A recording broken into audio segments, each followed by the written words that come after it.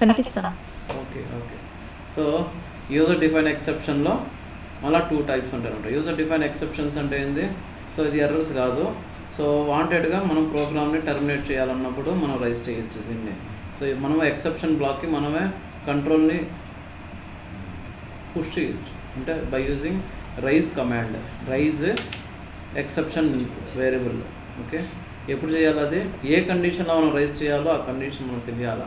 If v_cost greater than 1500, లేదంటే v_job equal to ప్రెసిడెంటా, అట్లా. ఓకేనా? అలా పంపించాలా.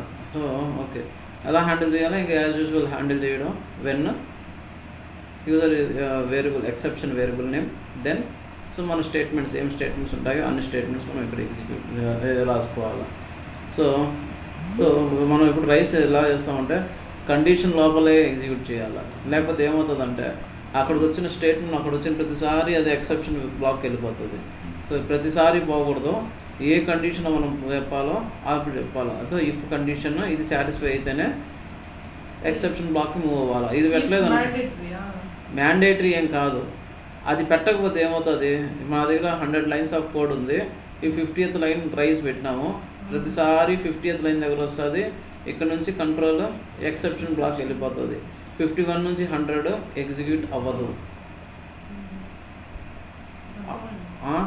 కాబట్టి ఏం చేయాలో కండిషన్లోనే రాసుకోవాలి. రాసుకుంటే ఆ కండిషన్ సాటిస్ఫై అయితేనే ఎర్రర్ ఫెయిల్ అయిందనుకో, అంటే ఎర్రర్ లేకుండా మొత్తం ఎగ్జిక్యూట్ అవుతుంది. We have to raise exception inside. If a condition is satisfied then raise the exception. So ఎలా చేయాలా? Variable declaration, raise exception variable, కింద హ్యాండిల్ ఎక్సెప్షన్. సో ఈ కండిషన్ సాటిస్ఫై అయినప్పుడు ఈ ఎక్సెప్షన్ రైజ్ అవుతుంది. ఓకే, సో సిమిలర్గా మనం దీనికి ఏం రైజ్ చేయాల్సిన పని లేదు. వేరియబుల్ డిక్లరేషన్ అవసరం లేదు. Rise application error. సో పేరులో ఉంది అప్లికేషన్. సో ఏం చెప్పాలంటే raise application error use to raise exception in application. Application ఉంటుంది. సో ఎప్పుడన్నా సరే ఏదన్నా అప్లికేషన్ విండోలో మ్యాండేటరీ కాలమ్స్ అనే విండో పాపప్ వస్తుంది, ఎక్సెప్షన్ ఎర్రర్ వస్తుంది, కింద అలర్ట్ లాగా వచ్చి పైన పాపప్ టుక్ అనేసి వస్తుంది అనమాట, ఎర్రర్ అట్లా. సో ఆ విధంగా ఎక్సెప్షన్ రావాలి అంటే మనం రైజ్ అప్లికేషన్ ఎర్రర్ని యూజ్ చేయాలి. So raise application error used to display exception in application. So ఇది ఈయనకి అర్థం కాలేదా? Raise application error used to display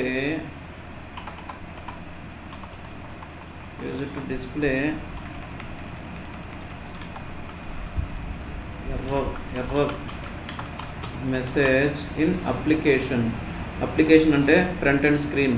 ఆ అప్లికేషన్ ఫ్రంట్ అండ్ స్క్రీన్లో ఎలా వస్తుంది? As a popup dialog box.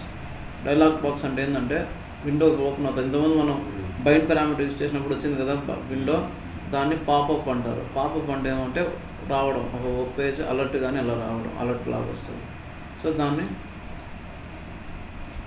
మనం popup dialog box. Dialog box అంటే ఏంటంటే ఏదైనా సరే ఒక బాక్స్ వచ్చిందంటే దాన్ని డైలాగ్ బాక్స్ అంటారు. అలర్ట్ బాక్స్, డైలాగ్స్ ఉంటాయి చూడు, వాటిని డైలాగ్ బాక్స్ అంటారు. ఎలా యూజ్ చేయాలా? Just no need to declare any exception variable, no need to raise, no need to handle. మనం జస్ట్ డైరెక్ట్గా ఇఫ్ కండిషన్లో ఇక్కడ రైజ్ ఇదే చోట రైజ్ అప్లికేషన్ ఎర్రర్ అని డైరెక్ట్గా వాడేసినామంటే అక్కడ కనబడుతుంది. సో ఎలా వాడాలి? Raise application error with error number message to display. So ఈ ఎర్రర్ మెసేజ్ మన ఓన్ నంబర్. సో ఎక్కడి నుంచి ఎక్కడ ఉన్నారంటే -20,001 to 20,999 వరకు ఏ నెంబర్ అయినా సరే వాడుకోవచ్చు. సో రిపీటెడ్గా పెడితే మనకి కన్ఫ్యూజన్, అదేం ఎర్రర్ రాదు. సో ఎగ్జాంపుల్ ఈ ఎక్సెప్షన్ వేరియబుల్, ఈ raise application error multiple times use చేస్తున్నాం అనుకుందాం. సో ఫస్ట్ దానిలో 20,001 పెడితే నెక్స్ట్ దానిలో 20,002 పెడతారు, నెక్స్ట్ 20,003, 20,004 అలా పెట్టుకుంటా పోతే ఆ ఎర్రర్ విండో వస్తుంది కదా, అక్కడ నంబర్ వస్తుంది. సో ఎక్కడి నుంచి వచ్చింది అనేది ఈజీగా ఐడెంటిఫై చేసుకోవచ్చు. ఏ స్టేట్మెంట్ ద్వారా ఎప్పుడు వచ్చింది అనేది 20,005 అనుకో, మనం కోడ్లో పోయి చూస్తాము 20,005 ఎప్పుడు వస్తూ ఉంది, అది ఈ సెలెక్ట్ స్టేట్మెంట్ ఫెయిల్ అయితే వస్తూ ఉంది. లేదా ఈ కండిషన్లో ఫెయిల్ వస్తూ ఉంది అని ఈజీగా రీడ్ చేసుకోవచ్చు. అర్థమైందా? అన్నీ ఒకటే నంబర్లు పెట్టేయకూడదు, ఓకేనా? దానివల్ల ఎందుకంటే ఎర్రర్ నంబర్ ఐడెంటిఫై చేసేదానికి, అంతే, ఇంకేం లేదు. ఓకే, సో ఇంటర్వ్యూలో అడుగుతాడు difference between system exceptions and user define exception. Difference అడిగితే మీరే డిఫరెన్స్ చెప్పాలా, అది కూడా నేను చెప్పాలన్నా అవసరం లేదు కదా. దాని గురించి దీని గురించి చెప్తే అదే డిఫరెన్స్, అంతే. లూప్స్, ఎన్ని కైండ్ ఆఫ్ లూప్స్ ఉన్నాయి మనకు? నేను అడిగినాడు కదా లూప్స్, ఏం లూప్స్ ఉన్నాయి, ఏం లూప్స్ వాడినావు అని యూజ్ చేసినావు అన్నాడు. ఆ తర్వాత అడిగినాడు ఫస్ట్ ఏది యూజ్ చేసినావు అన్నాడు. 3 లూప్స్ యూజ్ చేసినావు అని చెప్పినావు, loop, while loop, for loop. తర్వాత ఏది ఈజీ అన్నాడు. ఏది ఈజీ? ఫర్ లూపే ఈజీ. ఎందుకు? No need to declare a variable, no need to increment, no need to exit the loop, easy. అదే కర్సర్ అనుకో, no need to open a cursor, no need to fetch, no need to close the cursor. ఇది కూడా for loop. So loop అంటే ఏంది? Iterations, multiple times దానిలో పెట్టిన statements execute అవుతాయి అన్నమాట. So inside loop statements has to be executed multiple times. Okay, దాని లోపల పెట్టిన స్టేట్మెంట్స్ అన్నీ మల్టిపుల్ టైమ్స్ ఎగ్జిక్యూట్ అవుతాయి. సో లూప్ అంటే ఏంది? Without checking any condition control will move inside the loop. లోపల వచ్చేస్తుంది, అది ఇంకా తిరుగుతూ ఉంటుంది. సో మనం ఏం పెట్టాలి? లోపల ఎగ్జిట్ కండిషన్ పెట్టాలా. సో అదే వైల్ లూప్కి అయితే చెక్ చేసి ట్రూ అయితే లోపలికి వెళ్తుంది. సో ఇది ఫాల్స్ ఉంటే లోపలే ఉంటుంది, ఫాల్స్ ఉంటే లోపల ఉంటుంది. ఎగ్జిట్ ట్రూ అయితే ఎగ్జిట్ అయిపోతుంది. సో ఫర్ లూప్ అయితే ఇండెక్సింగ్ వేరియబుల్ రేంజెస్ 1 to ఎంత, ఓకే, అది గుర్తుపెట్టుకోవాలా అడిగితే. ఫ్యాక్టోరియల్ ప్రోగ్రామ్ రాయమన్నప్పుడు నేనే రాస్తాను. ఫస్ట్ ఫ్యాక్టోరియల్లో ఈజీ, చాలా సింపుల్. ఇవన్నీ ప్రాక్టీస్ చేసేయాలి, చూడకుండా మైండ్లో రన్ అవుతూ ఉండాలి, అంతే. లూప్స్ ఎలా ఎగ్జిక్యూట్ అవుతాయి. సో ప్యాలిండ్రోమ్కి ప్రోగ్రామ్ అడిగినారు, ప్యాలిండ్రోమ్ అడిగినాడు, ఫ్యాక్టోరియల్ అడిగినాడు, రాసిందే మన ప్రోగ్రామ్స్ అన్నీ. సో ఒకసారి చూసుకోండి, ఓకేనా. ప్యాలిండ్రోమ్ అంటే మనం ఏం చేస్తామంటే నేమ్ని రివర్స్ చేస్తాము, ఒక వేరియబుల్లో స్టోర్ చేసుకుంటాము. అంటే వాళ్ళు పాస్ చేసిన, అంటే పారామీటర్ నేమ్ రివర్స్ చేసిన తర్వాత నేమ్ రెండు ఈక్వల్ అయిందనుకో ప్యాలిండ్రోమ్, అవ్వకపోతే నాట్ ప్యాలిండ్రోమ్. సో ఆ రివర్స్ ఎలా చేయాలన్నది లాజిక్, అంతే. సో ఎలా రివర్స్ చేస్తాము? సబ్ స్ట్రింగ్ యూజ్ చేసి ఒక్కొక్క క్యారెక్టర్ కన్కాటినేట్ చేస్తాం. సో ఇలా చేస్తాము. సో ప్యాలిండ్రోమ్ అనుకో, ఫస్ట్ ఈ తీసుకుని రీడ్ చేసి పెట్టుకుంటాం, దాన్ని కన్కాటినేట్ కన్కాటినేట్ చేస్తాం, దాన్ని ఓతో కన్కాటినేట్ చేస్తాం. అట్లా మొత్తం అన్నీ అయ్యేదాకా అన్నీ కన్కాటినేట్ చేసుకుంటాం. రివర్స్ అయిపోతుంది. ఏమైపోతుంది? EMORDNILAT అనేది వచ్చేస్తుంది. సో కంపేర్ చేస్తాం రెండు. అంటే ముందు ప్యాలిండ్రోమ్ ఈక్వల్ టు EMO అలా ఉంటే అది ప్యాలిండ్రోము, ఎల్స్ అంటే కాకపోతే నాట్ ప్యాలిండ్రోమ్. అది ఓకే, ఇంపార్టెంట్. కర్సర్ క్వశ్చన్ లేకుండా పాడు ఎవడు, ఏ ఇంటర్వ్యూలో కర్సర్ లేకుండా ఉంటుంది అని ఎక్కడ ఉండదు. 99% ఇంటర్వ్యూస్లో కర్సర్ గురించి అడుగుతాడు. What is cursor? Cursor is a pointer to the context area. అసలు pointer to the context area అంటే ఏంది? సో సమ్ లొకేషన్లో ఏదో ఎగ్జిక్యూట్ అవుతా ఉంది, దాన్ని అడ్రస్ చేస్తుంది అనమాట, ఓకేనా. ఇది అక్కడ ఉంది అని చెప్తుంది అనుకుందాం, అంతే. పాయింటర్ అంటే అడ్రస్ చెప్తుంది. ఎక్కడ అడ్రస్ అంటే ఈ కర్సర్ పాయింటర్ అనమాట దానికి, ఓకేనా.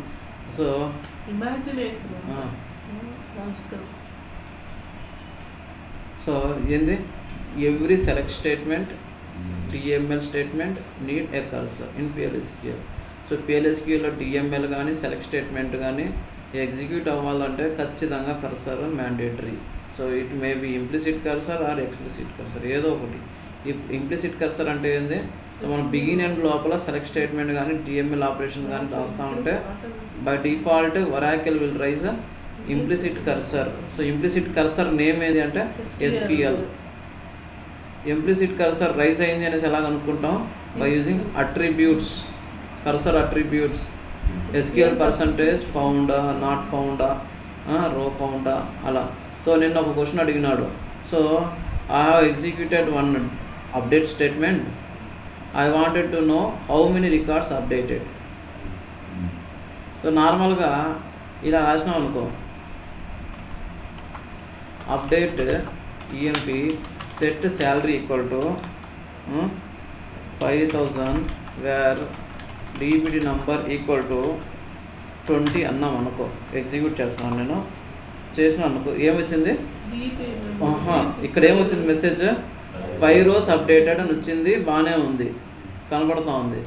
ఇదే స్టేట్మెంట్ నేను బిగిన్ ఎండ్లో రాసినాను అనుకో, సో రాసినాను అనుకో 5000. ఎన్ని రికార్డ్స్ అప్డేట్ అవుతాయి?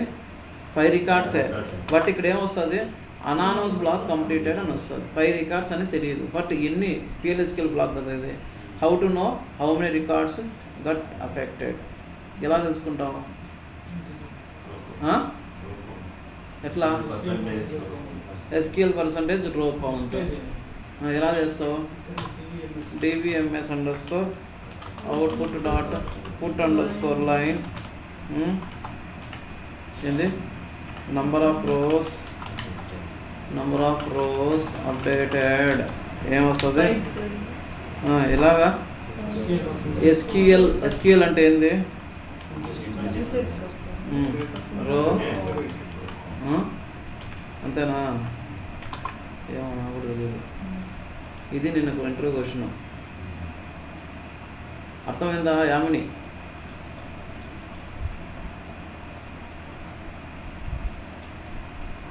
యామిని ఉందా? నిద్రపోయిందా?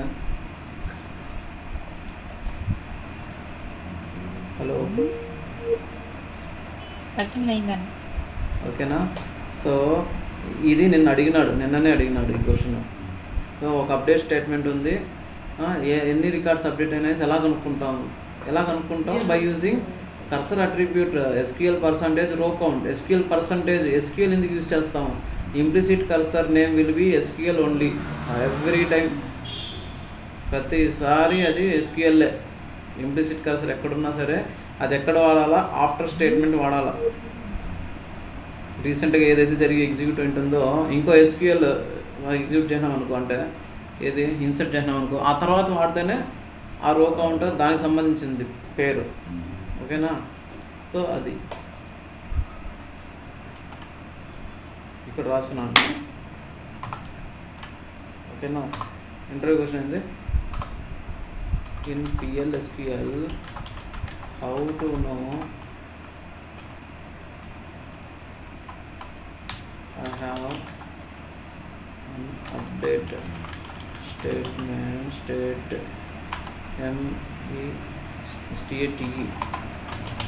statement how to know how many records got updated. ఎలాగా? ఆన్సర్ బై యూజింగ్ ఆన్సర్ ఏం చెప్పాలా? By using SQL percentage row count. ఓకేనా? అదేంది? ఇంప్లిసిట్ కర్సర్ నేమ్ SQL, ఇది అట్రిబ్యూట్. సో ఏదన్నా సరే cursor name percentage attribute. So ఈ కర్సర్ నేమ్ మనం ఎక్స్ప్లిసిట్గా డిక్లేర్ చేసింటేనేమో ఎక్స్ప్లిసిట్. సో అప్డేట్కి వాటికంతా మనము డిక్లేర్ చేయము, అట్లా ఓన్లీ సెలెక్ట్ స్టేట్మెంట్కే డిక్లేర్ చేస్తాం, అప్డేట్ చేయము. So అప్డేట్కి SQL percentage row count. Okay, event ఉంది డేటా కోసం. సో ఇది ఇంటర్వ్యూ క్వశ్చన్. ఎక్స్ప్లిసిట్ కర్సర్ అంటే ఏంది? సో మల్టిపుల్ రికార్డ్స్ ఉన్నప్పుడు సెలెక్ట్ స్టేట్మెంట్కి మనం ఖచ్చితంగా ఎక్స్ప్లిసిట్ కర్సర్ యూజ్ చేయాలా. We have to use to execute multiple records when we have. Okay, so ఎలా చేయాలా? Cursor name is select statement. A statement అయితే మనం ఎగ్జిక్యూట్ చేయాలనుకుంటున్నామో దాన్ని ఒక కర్సర్కి తీసుకుని వచ్చి బైండ్ చేసుకోవాలి. Cursor name is select statement. So లోపల అంతే బిగిన్లో ఏం చేయాలా? ఓపెన్ చేయాలా, ఫెచ్ చేయాలా, క్లోజ్ చేయాలా. ఓకేనా? తర్వాత లాస్ట్లో ఈ విధంగా క్లోజ్. ఫెచ్చింగ్ ఎలా చేస్తాం? సో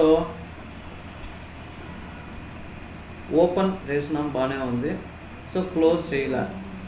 సో ఇంటర్వ్యూ క్వశ్చన్ ఏంది? Interview you a question. ఏం క్వశ్చన్ అంటే if we don't close the cursor, what will happen? ఏమవుతుంది అడిగినాడా? వేరే కర్సర్ యూజ్ చేయలేము. వేరే కర్సర్ యూజ్ చేయలేమా? చూద్దాం, నాకు కూడా తెలియదు. సో మెమరీ ఇష్యూ వస్తుంది. ఏమొస్తుంది అంటే అదేమి ఎర్ర రాదు. Okay, answer no error. ఏమవుతుంది? So memory memory memory memory memory used for the cursor అయ్యో ఏం నాకు టైపింగ్ మిస్టేక్స్ వస్తున్నాయి. విల్ నాట్ బి రిలీజ్ అంటే ఒక సెలెక్ట్ స్టేట్మెంట్ మనం ఎగ్జిక్యూట్ చేయాలంటే ఏదో సంథింగ్ మెమరీ ఉంటుంది. అది ఎప్పుడు అల్లొకేట్ అవుతుంది అంటే ఓపెన్ చేసినప్పుడు మెమరీ అల్లొకేట్ అవుతుంది. Memory will be allocated to the cursor something. ఎప్పుడు ఓపెన్ చేసినప్పుడు ఆ మెమరీ మనం కర్సర్ క్లోజ్ చేయలేదనుకో ఆ మెమరీ వేస్ట్ అట్లే పడి ఉంటుంది. సో 10 కర్సర్లు మాకు ఎర్రర్ వచ్చింది. ఏం ఎర్రర్ అంటే సో నేను ఒక 20 procedures at a time execute చేసిన. టెస్ట్ కేసెస్లో అన్నీ ఒకేసారి ఎగ్జిక్యూట్ చేసిన. దాంట్లో చాలా వరకు ఒక కర్సర్స్ ఏం చేసినారంటే ఓపెన్ చేసినారు, క్లోజ్ చేయలే. ఒక ఫస్ట్ కర్సర్ ఓపెన్ అయింది, క్లోజ్ చేయలే, కొంచెం మెమరీ పోయింది. సెకండ్ కర్సర్ ఓపెన్ చేసినారు, క్లోజ్ చేయలే. థర్డ్ కర్సర్ ఓపెన్ చేసినారు, క్లోజ్ చేయలే. సో ఇట్లా చేసే కాడికి ఒక 10 దాకా ఎగ్జిక్యూట్ అయినాయి. ఆ తర్వాత ఏమొచ్చిందంటే ఎర్రర్ వచ్చేసింది. టూ మెనీ అంటే multiple cursors opened, memory issue something ఏదో వచ్చేసింది. ఏం చేయాలి మేము? ఆల్రెడీ అవి వాటిని ఏమి టచ్ చేయకూడదు. మా పని ఏంటంటే నేనేం చేయాలంటే కోడ్ని టచ్ చేయకూడదు. ఆ ఉన్న కోడ్ని యాజ్ ఇట్ ఈస్ అంటే టెస్ట్ చేయాలి. నేను కోడ్ని ముట్టుకోకూడదు, దాన్ని ఏం చేయకూడదు. సో ఏం చేసినాము, డిబిఓతో చెప్పినాం ఈ విధంగా మెమరీ ఎర్రర్ వచ్చింది అంటే వాళ్ళు మెమరీ సైజ్ని పెంచినారు. నార్మల్గా ఏం చేయాలా, కోడ్లో క్లోజ్ చేస్తే సరిపోయేది ప్రాబ్లము. కోడ్ మేము టచ్ చేయకూడదు. వాళ్ళు ఏం చేసినారు, 1 GB ఉండేది 2 GB పెట్టినారు అనుకుందాం, సైజ్ సంథింగ్ అంతే, అది చేసినారు. సో క్లోజ్ చేయకపోతే అప్పుడే ప్రాబ్లం వస్తుంది, అంతకుమించి ఏం రాదు. ఆ సెషన్లో ఓపెన్ చేసినాము, ఎగ్జిక్యూట్ చేస్తున్నాము, మెమరీ వేస్టేజ్ అవుతుంది అంతే, ఇంకేం లేదు. మెమరీ ఓపెన్ అయిపోతుంది, క్లోజ్ చేయకపోతే అది అట్లే వేస్ట్గా పడి ఉంటుంది. ఎప్పటిదాకా క్లోజ్ చేసేదాకా. అర్థమైందా? క్లోజ్ చేస్తే ఏమవుతుంది అంటే interview question, no error, memory will used for the cursor will not be released. ఇంకోటి ఏమొస్తుంది, సరే ఇదొక్కటి చెప్తే చాలు. Cursor attributes. To work with cursors we need cursor attributes.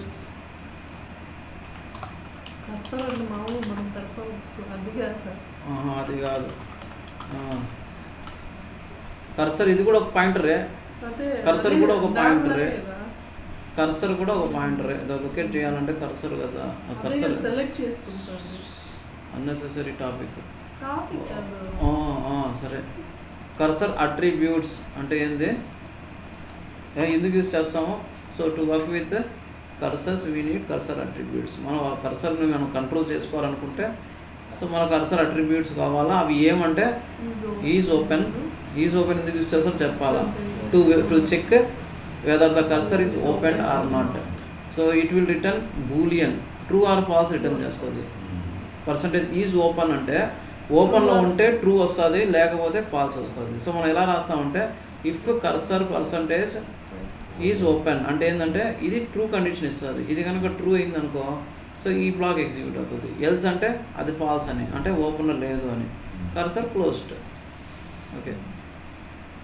Percentage found అంటే ఏంటంటే రికార్డ్స్ ఉన్నాయి, ఫెచ్ చేసినాము, రికార్డ్స్ ఉన్నాయి. సో ఇది percentage found, percentage not found, రో కౌంట్ ఎప్పుడు పనిచేస్తాయి, ఆఫ్టర్ ఫెచ్ పనిచేస్తాయి. ఫెచ్ కంటే ముందు అది పని చేయదు. Percentage found, percentage not found, percentage row count fetch తర్వాతనే పనిచేస్తాయి. పర్సంటేజ్ ఫౌండ్ అంటే ఏంటంటే రికార్డ్ ఉంటే ట్రూ లేకపోతే ఫాల్స్. పర్సంటేజ్ నాట్ ఫౌండ్ అంటే రికార్డ్ లేకపోతే ట్రూ ఉంటే ఫాల్స్. రో కౌంట్ అంటే ఇంతకుముందు చూసినా మనం నంబర్ ఆఫ్ రికార్డ్స్ ఎన్ని ప్రాసెస్ అయినాయి ఆ సెలెక్ట్ స్టేట్మెంట్లో, ఆ డిఎంఎల్ కమాండ్లో. ఓకేనా అట్లా. సో అది దీన్ని అడిగినాడు ఈ మధ్యలో నిన్న పర్సంటేజ్ టైప్. ఎప్పుడు నిన్న మొన్న అడిగినాడా పర్సంటేజ్ టైప్. పర్సంటేజ్ టైప్ ఎందుకు యూజ్ చేస్తాం? To declare a variable with table column data type. ఒక టేబుల్లో కాలం ఉన్న డేటా టైప్. సో ఎందుకు యూజ్ చేయాలా ఇది అంటే, సో నేను ఒక ప్రోగ్రామ్ రాస్తున్నాను. ప్రోగ్రాంలో v_id ఏం చేసినానంటే నంబర్గా డిక్లేర్ చేసుకున్నాను. నంబర్గా డిక్లేర్ చేసుకున్నాను. కింద ఏం చేసినాను, ఫెచ్ లేదా select ID into v_id from XYZ table పెట్టుకున్నప్పుడు ఫ్యూచర్లో ఏం చేస్తాడంటే ఇప్పుడు ఏమని దీని మీనింగ్, ఈ ఐడిలో నంబర్ మాత్రమే ఉండాలి. ఈ టేబుల్లో ఈ ఐడిలో నంబరే ఉండాలి ఖచ్చితంగా. ఒకవేళ టేబుల్లో వీడు ఆర్డర్ చేసినాడు ఐడి varchar2గా పెట్టి ABCD పెట్టేసినాడు, అప్పుడు ఈ ప్రొసీజర్ పనిచేస్తుందా? ప్రొసీజర్ ఎర్రర్ వచ్చేస్తుంది. ఈ కేసులో ఇప్పుడు ఎర్రర్ వచ్చేస్తుంది. ఎందుకు ఎర్రర్ వస్తుంది? Invalid number. ఏం ఎర్రర్ అంటే ఇన్వాలిడ్ నంబర్. ఐడిలో ABCD వచ్చింది, బట్ మనం డిక్లేర్ చేసిన వేరియబుల్ ఏంటంటే number. So we cannot copy character into variable number. ఓకేనా, నంబర్ వేరియబుల్లో మనము కాపీ చేయలేము. సో ఒకవేళ అదే మనం ఇలా కాకుండా ఇలా పెట్టినాం అనుకో, ఇలాగా ID must be number column. If we alter the table ID to varchar2 or date ఏదైనా సరే మారిపోయింది, then procedure will give error. అంతేనా? అర్థమవుతుందా? సో మనం ఇలా వాడినాం అనుకో, v_id ఏ టేబుల్లో ఉన్నది కాపీ చేస్తున్నాం మనం, XYZ టేబుల్లో ఉన్న ఐడి పర్సంటేజ్ టైప్ అన్నాం అనుకో, కోడ్ ఇలా రాసినాం. సో ఈ కేసులో మనం రాస్తే ఏమవుతుంది, ఇలా పెడతాము, ఇలా రాసినాము. నువ్వు ఆల్టర్ చేసినావు టేబుల్లో, నో ప్రాబ్లం. ఎందుకు నో ప్రాబ్లం? మనం డిఫైన్ చేసిన వేరియబుల్ ఏ టైపు, మనం రన్ టైంలో దాని డేటా టైప్ తీసుకుంటున్నాం.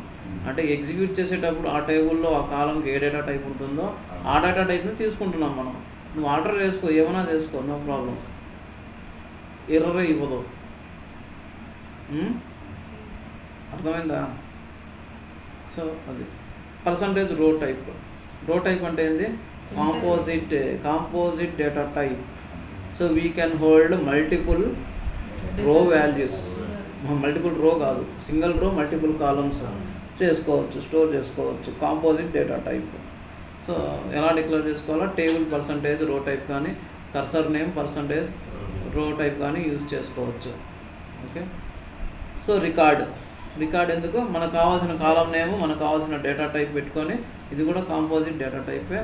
సో మనం వేరియబుల్ లాగా ఒక డిక్లేర్ చేసుకోవచ్చు, డిఫైన్ చేసుకోవచ్చు, ఆ వేరియబుల్ మనం యూజ్ చేసుకోవచ్చు. టైప్ అనే కీవర్డ్ అనగానే ఏంది దాని మీనింగ్? Data type. అది మన డేటా టైప్ మనం క్రియేట్ చేసుకుంటున్నాం, యూజర్ డిఫైన్ డేటా టైప్ అంట. Okay. So next important question నిన్ననే అడిగినాడు ఈ క్వశ్చన్.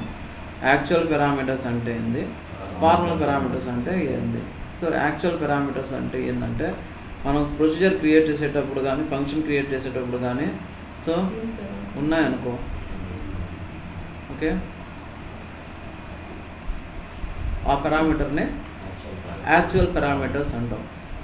ఎగ్జిక్యూట్ చేసేటప్పుడు పారామీటర్స్ ఉంటాయి కదా, వాటిని ఫార్మల్ పారామీటర్స్ అంటాం. సో వీటిని ఏమంటారంటే ఫార్మల్ పారామీటర్స్ అంటాము. సో సో ప్రొసీజర్కి యాక్చువల్ నేమ్ ఉంటాయి కదా, వాటిని యాక్చువల్ పారామీటర్స్ అంటారు. సో ఫార్మల్ పారామీటర్స్ ఎలా అయినా చేంజ్ చేసుకోవచ్చు, యాక్చువల్ పారామీటర్ చేంజ్ అవ్వదు, ఫిక్స్డ్ యాక్చువల్, దాని యాక్చువల్ అంటే యాక్చువల్ అంతే. సో దాని పేరు ఇంక మారదు. ఎప్పుడు మారుతుంది, మళ్ళీ నువ్వు రీకంపైల్ చేస్తేనే దాని పేరు మారుతుంది అవసరమైతే మార్చుకుంటే. సో ఇది ఎగ్జిక్యూషన్, నువ్వు ఏ వాల్యూ ఇస్తే అది. సో ఫార్మల్ పారామీటర్ మే చేంజ్, మన మైండ్లో ఏది ఉంటే అది చెప్పడమే. Pass by value, pass by reference.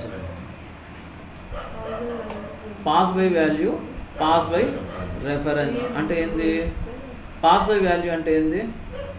మన వాల్యూ ఇలా ఇచ్చి మనం పాస్ చేస్తాం. సో దీనిలో ఏంటంటే ఫస్ట్ ఎన్ని పారామీటర్స్ ఉంటాయి అన్ని పారామీటర్ వాల్యూస్ ఇవ్వాలా, సేమ్ సీక్వెన్స్లో ఇవ్వాలా. అంటే యాక్చువల్ పారామీటర్స్ టేబుల్లో ప్రొసీజర్కి ఎలా ఉన్నాయో అదే ఫార్మాట్లో ఇవ్వాలా. 2 పారామీటర్స్ ఉంటే 2 ఖచ్చితంగా ఇవ్వాలా. ఫస్ట్ నంబర్ అయితే నంబర్, సెకండ్ వేర్క్యాట్ అయితే వేర్క్యాట్, డేట్ అయితే డేట్, అదే సీక్వెన్స్లో ఇవ్వాలి. పాస్ బై రెఫరెన్స్ అంటే ఏమంటే యాక్చువల్ పారామీటర్ నేమ్ ఇచ్చి ఆ పారామీటర్కి వాల్యూ ఈ సింబల్ ఉండాలి ఈక్వల్ ఇట్లా. సో 2 పారామీటర్స్ ఉన్నాయనుకో ఇట్లా. సో దీనివల్ల యూజ్ ఏమంటే ఏదైనా డిఫాల్ట్ పారామీటర్ ఉందనుకో స్కిప్ చేసుకోవచ్చు, స్కిప్ చేసేది ఒక parameter. We can skip parameter. This method use to call as call by reference. We can pass by value by jumble order చేసుకోవచ్చు. We can skip parameters if it has default value. Default value ఉందనుకో ఆ parameter మనం skip చేసేయచ్చు. So అది default value తీసుకుంటాం. So నేను ఇంకో question అడిగినాడు, నేను ఆల్రెడీ చెప్పినాను, అది ఇంటర్వ్యూ క్వశ్చన్ అలా చెప్పినాను లేదో నాకు గుర్తులేదు. Can we create a procedure or function function with same name? Can we create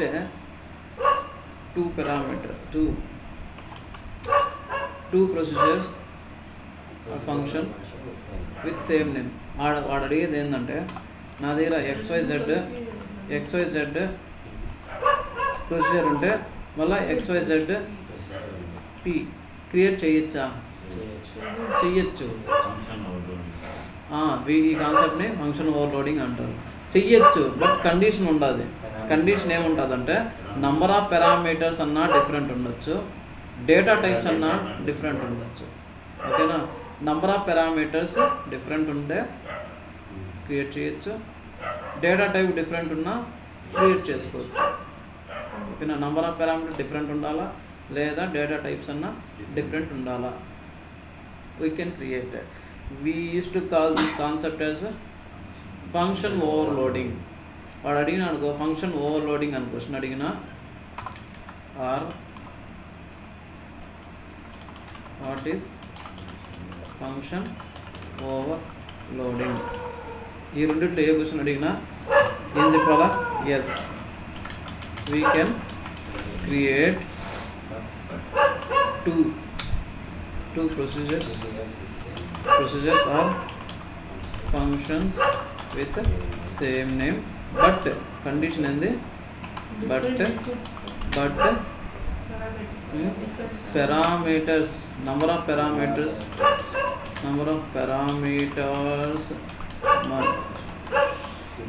should be different, or data types should be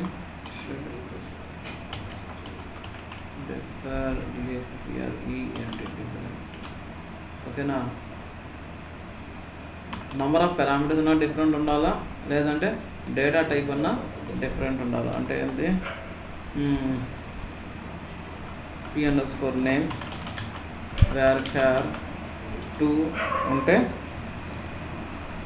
p_ address ఉన్నదనుకో, ఇది varchar 2 ఉన్నదనుకో, దీనిలో ఒక పారామీటర్ ఉండొచ్చు. XYZ ఇది p_ నంబర్ ఇలా ఉండొచ్చు, బట్ నేమ్ సేమే. Applicable for create procedure, create procedure. ఓకేనా? So ఇలా నేమ్ సేమ్ ఉన్నప్పుడు పారామీటర్ నెంబర్ ఆఫ్ పారామీటర్స్ కానీ లేదంటే డేటా టైప్ కానీ చేంజ్ ఉంది. 2 పారామీటర్స్ ఉండొచ్చు దీనికి కూడా, బట్ డేటా టైప్ చేంజ్ ఉంది. అలా నేమ్ కాదు, నేమ్ ఏదైనా పెట్టుకో, నో ప్రాబ్లం. మనం ఎగ్జిక్యూట్ చేసేటప్పుడు 2 ఒకే డేటా టైప్ ఉంది అనుకో, కన్ఫ్యూజ్ అయిపోతుంది. నెంబర్ ఆఫ్ పారామీటర్స్ ఏమో మనకు కన్ఫ్యూజ్ అయిపోతుంది, ఏ ప్రొసీజర్ ఎగ్జిక్యూట్ అవ్వాలా తెలియదు దానికి. సో అట్లా. ఓకేనా? సో ఫంక్షన్స్ అంటే ఏంది? ఫంక్షన్స్ కూడా డేటాబేస్ ఆబ్జెక్ట్సే. Functions are database objects. So functions are similar to procedures, but functions are used for calculation purposes, calculations కోసమే. సో ఆ క్యాలిక్యులేషన్ అనే పదం ఇక్కడ, అక్కడ బిజినెస్ లాజిక్ అని అక్కడ. సో వాలిడేషన్స్ అవన్నీ అక్కడ చేస్తాము, ఇక్కడ మ్యాక్సిమం చెయ్యము. We can call. సో ఇక్కడ ఏమంటే return the result, return the result. So for function returning A value is mandatory, ఖచ్చితంగా పెట్టాలి. మ్యాండేటరీ రిటర్న్కి ఖచ్చితంగా రిటర్న్ ఉండాలి, వాల్యూ ఏదో రిటర్న్ చేయాలి. We can call a function from select statement. We can call a from select statement. అది create or replace procedure function return data type. Return type ఎలా ఉంటుంది? Number కానీ క్యారెక్టర్ కానీ date కానీ ఇలా ఉంటుంది. లాస్ట్లో రిటర్న్ వాల్యూ ఉండాలి, క్యాలిక్యులేట్ చేసి పెట్టుంటాము వాల్యూ, అది ఉండాలి. సో అది ఎలా చేయొచ్చు? సెలెక్ట్ స్టేట్ నుంచి డేటానా రిటర్న్ చేయొచ్చు, ఏదైనా క్యాలిక్యులేట్ చేసి ట్యాక్స్ క్యాలిక్యులేట్ చేసి అదన్నా పంపించవచ్చు, ఏదన్నా సరే వాల్యూ క్యాలిక్యులేట్ చేసి పెట్టుకొని పంపిస్తాం. ఓకేనా? So how to execute function, ఎలా ఎగ్జిక్యూట్ చేస్తాము? PLSQL బ్లాక్లో అయితే వేరియబుల్కి అసైన్ చేసుకుంటాము. PLSQL బ్లాక్లో ఎలా ఎగ్జిక్యూట్ చేయాలా? వేరియబుల్కి అసైన్ చేసుకోవాలా. సో ది డిఫరెన్స్ ఇది. సో ఇలా వేరియబుల్కి అసైన్ చేసినామంటే అది ఫంక్షన్, అసైన్ చేయకుండా నార్మల్గా ఇలా ఎగ్జిక్యూట్ చేసినామంటే అది procedure. Okay. Out parameter, if you have out parameter ఏం చేయాలా? వేరియబుల్ యూజ్ చేయాలా ఖచ్చితంగా ఆ పొజిషన్లో. సో నిన్న ఒక క్వశ్చన్ అడిగినాడు, can we use out parameter for function అనేసి ఇంటర్వ్యూ క్వశ్చన్ అడిగినాడు. ఏంది? Can we use interview question అడిగినాడా? ఉందా? ఓకే. నేను అడిగినాడు, నేను ఆల్రెడీ అక్కడ రాసినట్టు ఉన్నట్టే కదా. If you have any out parameters అన్నాను అంటే ఏందని యూజ్ చేయొచ్చు అని దాని మీనింగ్. క్వశ్చన్ ఇక్కడే వస్తుంది. Can we use out parameter to function? Yes, we can use, but we cannot from select statement. Select statement out parameter ఎలా ఇస్తావు? ఎలా వేరియబుల్ ఇస్తావు? అవుట్ పారామీటర్ ఉన్న చోట వేరియబుల్ పెట్టాలా ఖచ్చితంగా. సెలెక్ట్ స్టేట్మెంట్లో వేరియబుల్ ఎలా పెడతాము? అవుతుందా? లేదు. సో ఇది అడుగుతాడు interview question, important question. Can we use DML operations in functions? Use చేయొచ్చా? Can we use DML operations in functions? Use చేయొచ్చు, బట్ సెలెక్ట్ స్టేట్మెంట్ నుంచి ఎగ్జిక్యూట్ చేయలేము. చెయ్యొచ్చు, మళ్ళా చెయ్యొచ్చు కూడా. ఎలా చేయొచ్చు? ప్రాగ్మా ఆటోనమస్ ట్రాన్సాక్షన్ యూజ్ చేస్తే చేయొచ్చు. ఉందా? అది తట్లా మనకు మైండ్. సో క్వశ్చన్ ఏంటంటే can we use DML operations in functions? DML operations అంటే ఏంది? ఇన్సర్ట్, అప్డేట్, డిలీట్ చేస్తే చెయ్యొచ్చా మనం? ప్రొసీజర్స్లో ఏదైతే చేస్తామో అన్ని ఫంక్షన్లో కూడా చేయొచ్చు, అన్నీ చేయొచ్చు. ఓకేనా? ఏ చేయాలనుకుంటే అన్ని ఫంక్షన్ కూడా యూజ్ చేయొచ్చు, బట్ చెయ్యము. సో దీనికి ఎందుకు యూజ్ చేస్తాం? Calculation purpose. Yes, we can use, update చేయొచ్చు, బట్ ఆ ఫంక్షన్ని మనం సెలెక్ట్ స్టేట్మెంట్ని కాల్ చేయలేము, అక్కడ నుంచి కాల్ చేయలేము. సో కాల్ చేయలేము కదా, ప్రతిసారి కాల్ చేయలేము అంటే చేయొచ్చు. మళ్ళీ ఇండిపెండెంట్ ట్రాన్సాక్షన్ ఉంటే చేయొచ్చు. అంటే ఇక్కడ నేను ప్రాగ్మా ఆటోనమస్ ట్రాన్సాక్షన్ అని యాడ్ చేసిందంటే సో ఆ ఫంక్షన్ని మనం ఇది కూడా రాసిన నోట్. సో ఇక్కడ రాసినది సెలెక్ట్ ఈ ఫంక్షన్ ఫ్రమ్ ఎంప్లాయీ అన్నా ఏమొచ్చింది, cannot perform a DML operation inside a query. ఆ క్వరీ లోపల నువ్వు డిఎంఎల్ ఆపరేషన్ చేయలేవని ఎర్రర్ వచ్చింది. సో ఒకవేళ నేను if you use pragma autonomous transaction inside the function then we can call function having DML operation. అర్థమైందా? అప్పుడు ఇవన్నీ చేస్తుంది, ఇంపార్టెంట్. సో ఇది ఇన్ని గుర్తుపెట్టుకుంటే చదవాల్సిన పని కూడా. Okay, so difference between procedure function. ఇది ఎన్ని ఇంటర్వ్యూలు అడిగింటాడు, ఎంత ఇంపార్టెంట్ అంటే ప్రతి ఇంటర్వ్యూలో అడుగుతాడు. ప్రొసీజర్కి ఫంక్షన్కి డిఫరెన్స్ ఒక 90% అడుగుతాడా. 10 ఇంటర్వ్యూలో కూర్చుంటే 9 ఇంటర్వ్యూలు క్వశ్చన్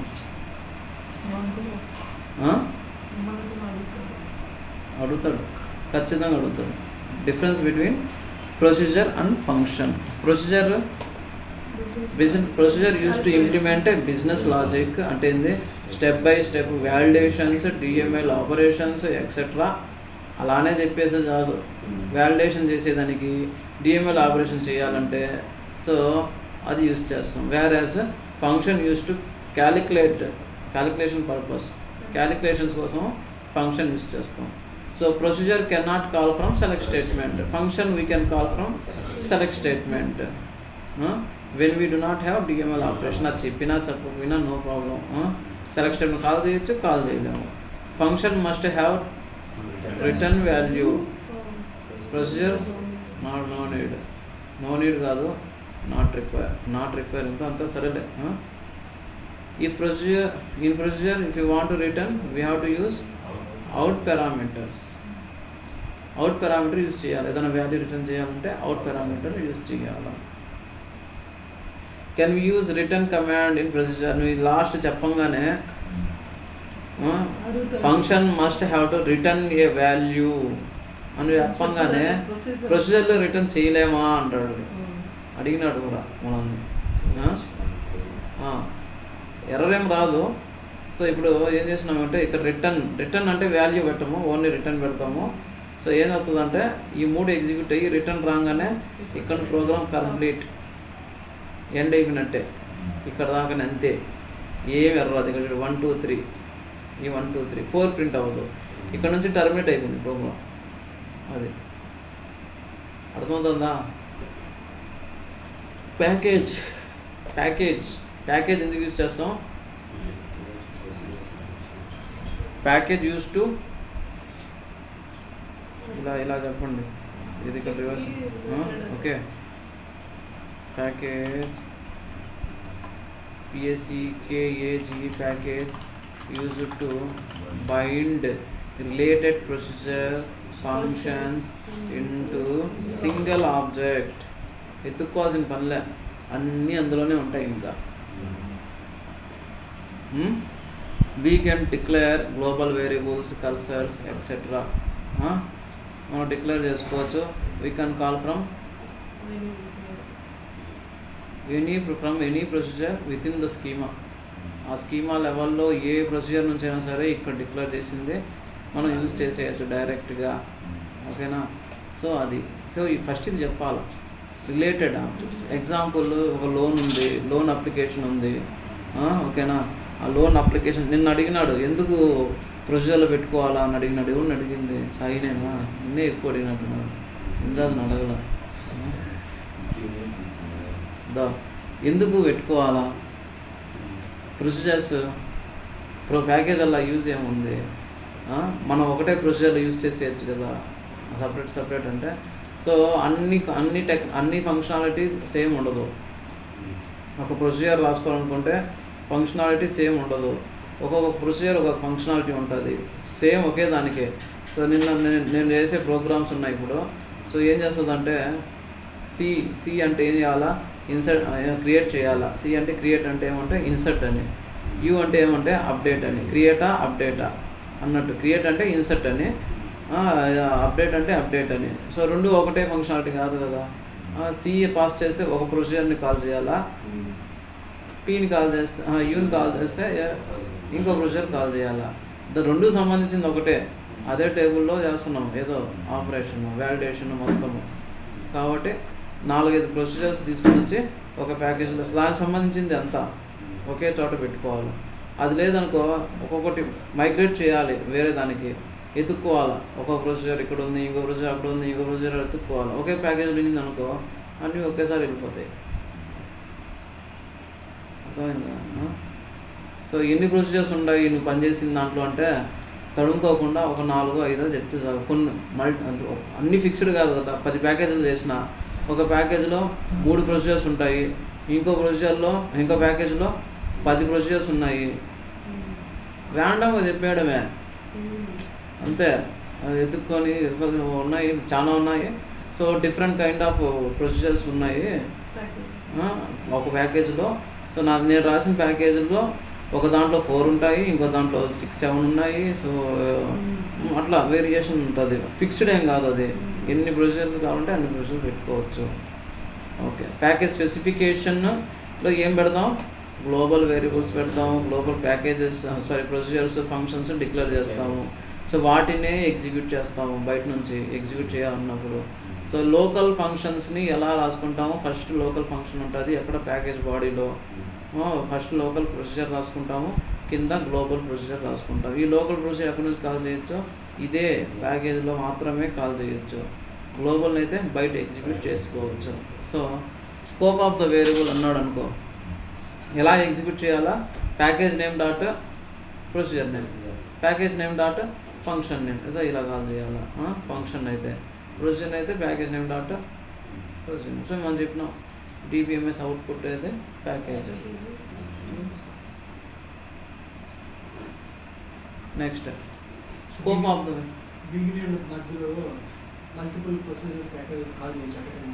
చేయొచ్చు, అన్నీ కాల్ చేయొచ్చు, అన్నీ అందుకే ఉండేది అది. Okay, scope of variable. Scope అంటే ఏంది? పరిధి, దాని రేంజ్. స్కోప్ అంటే ఏంది? రేంజ్. ఒక వేరియబుల్ డిక్లేర్ చేస్తే ఆ వేరియబుల్ని ఎక్కడి నుంచి ఎక్కడ దాకా వాడుకోవచ్చు.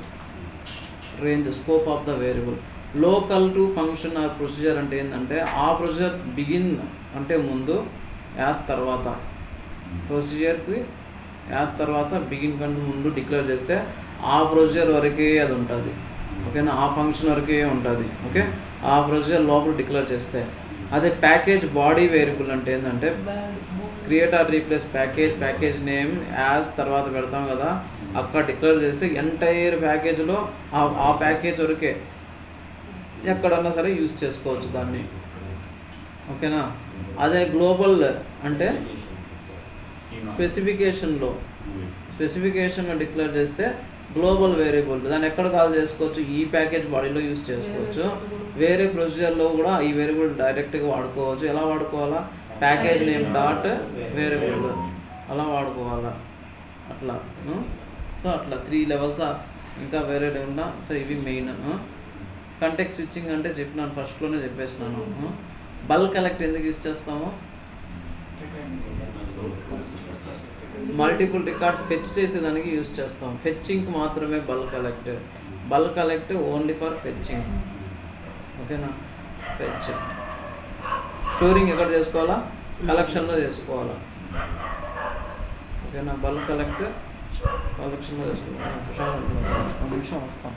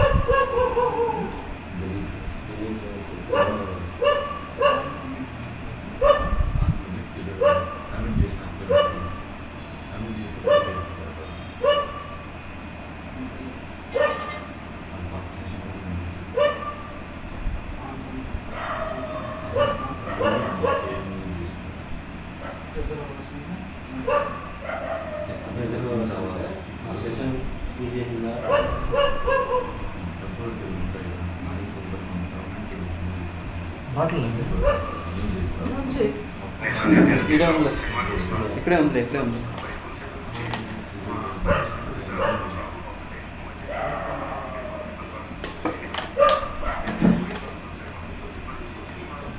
ఓకే, సో బల్క్ కలెక్ట్ ఎందుకు యూజ్ చేస్తారు? We can fetch multiple records in single fetch, ఒక సింగిల్ ఫెచ్లో. సో దీనివల్ల యూజ్ ఏంటి? To overcome performance issue. ఎలా రిడ్యూస్ అవుతుంది? సింగిల్ ఫెచ్ కాకుండా multiple fetch. So it will reduce context switching. ఈ word కానీ వాడినామంటే బాగా తెలుసు అన్నది. సో కంటెక్స్ట్ స్విచ్చింగ్ రిడ్యూస్ చేస్తుంది. ఓకేనా? కంటెక్స్ట్ స్విచ్చింగ్ అంటే ఏంది? ఇక్కడ నుంచి అక్కడికి వెళ్ళడం, అక్కడ తీసుకురావడం తగ్గిపోతుంది. మన షాప్కి ఒక్కొక్క ఐటమ్ కోసం ఒకసారి పోకుండా అన్నీ ఒకేసారి తీసుకొచ్చినట్టు, అదే ఎగ్జాంపుల్. సో అది కంటెక్స్ట్ స్విచ్చింగ్ రెడ్యూస్ అయిపోతుంది. ఎలా యూజ్ చేస్తామో? Bulk collect fetch bulk collect into. So bulk collect use చేసినప్పుడు ఖచ్చితంగా కలెక్షన్ వేరియబుల్లే ఉండాలా. ఓకేనా? కలెక్షన్ వేరియబుల్లోనే కదా అర్థం. బల్క్ కలెక్ట్ అంటే మల్టిపుల్ రికార్డ్స్ తీసుకొస్తున్నాము. మల్టిపుల్ రికార్డ్స్ తీసుకొచ్చినప్పుడు మల్టిపుల్ రికార్డ్స్ స్టోర్ చేసుకునే వేరియబుల్లే ఉండాలా. అది ఎలా ఉంటుంది? దాంతో ఉంటుంది. సో లిమిట్ ఎందుకు యూజ్ చేస్తాము? To fetch limited records. Limit will limit the number of records to fetch while using bulk collect. So limit, so sentence లాగా చెప్పాలంటే limit used to fetch limited records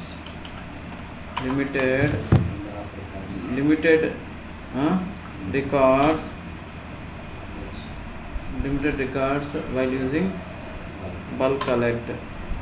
So limit used to fetch limited records while using bulk collect. ఎందుకు అంటే why if we have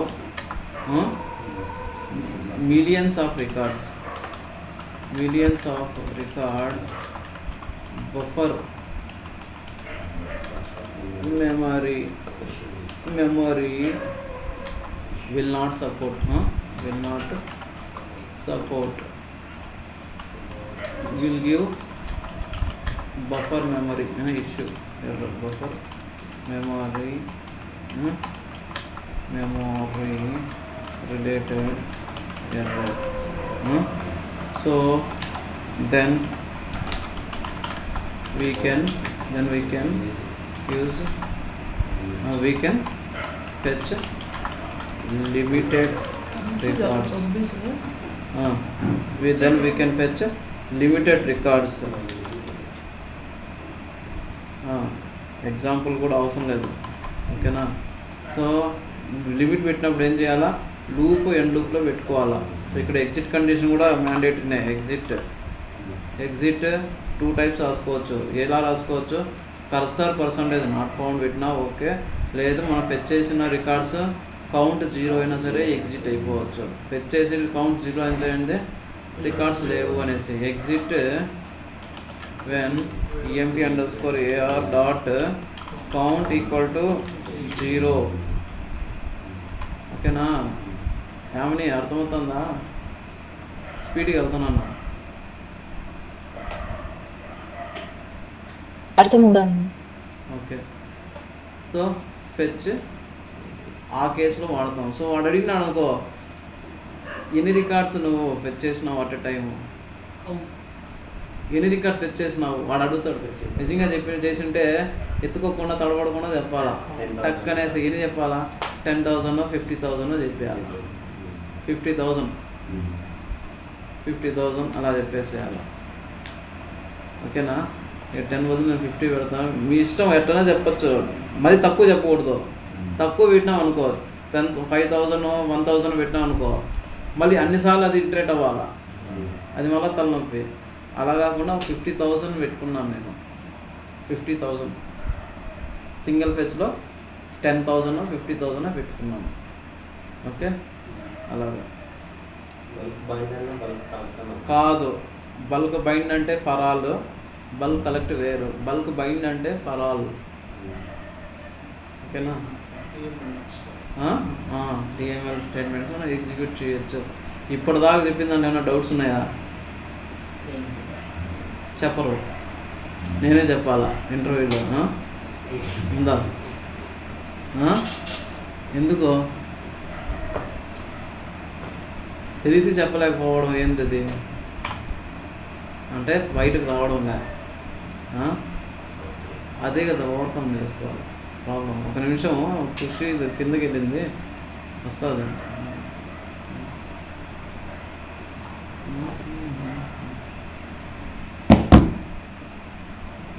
ఇదో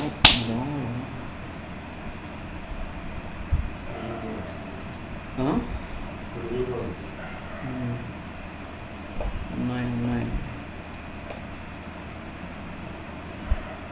సగం కూడా అవ్వలేదా? అయిపోయిందా?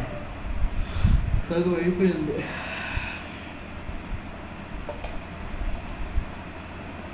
దీన్ని పాస్ చేశాను లేదా? స్టాప్ చేసేస్తాను.